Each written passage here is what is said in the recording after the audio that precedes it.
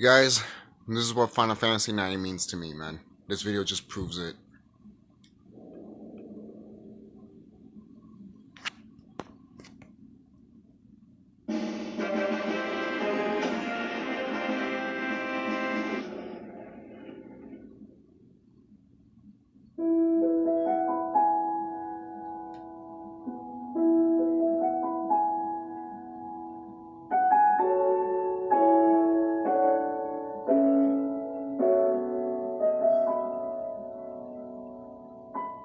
Final Fantasy IX, in many ways, serves as both an ending and a new beginning for the franchise.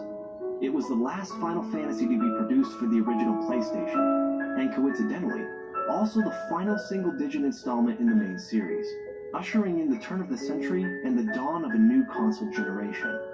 As such, it also marked the end of a development philosophy that had been the standard for the series since the very beginning.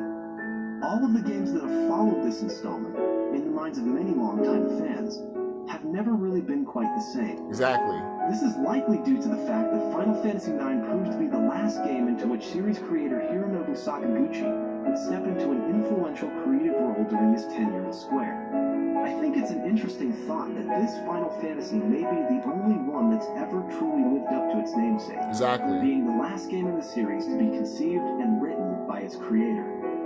One of the most interesting things about this game's development history, however, is that there were some reservations early on about whether it should be a true main series entry or a Gaiden project. This was the result of an enormous change of direction from the previous two games in both setting and visual design. While both Final Fantasy VII and VIII had adopted the more proportioned, manga look of up-and-coming character designer Tetsuya Nomura, Final Fantasy IX saw the return of Yoshitaka Amano's unique and elegant style. And with Hideo Manaba's distinctive final designs in place, the project was firmly planted back into its roots of true, medieval-based fantasy. This was done out of a fear that if the series continued in the vein of Final Fantasy VII and VIII's more science fiction-inspired settings, that the series would begin to fall into redundancy. It did. Some of the executives at Square were worried that this might create confusion for recent adopters of the series, alienating a prodigious fan base that had been gained with the wild success of Final Fantasy VII. Fuck 'em! But in the end, once Hironobu Sakaguchi's vision for the project became clear, it was evident that Final Fantasy IX was indeed worthy of its Roman numeral christening. That vision, as described by Sakaguchi himself, was a game based on a reflection of all the previous works in the series.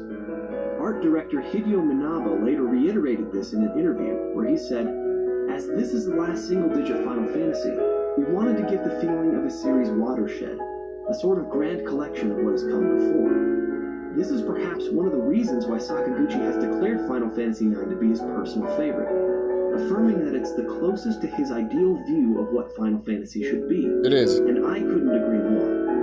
For anyone who has played and enjoyed the early installments, Final Fantasy IX will make you feel right at home. Yep.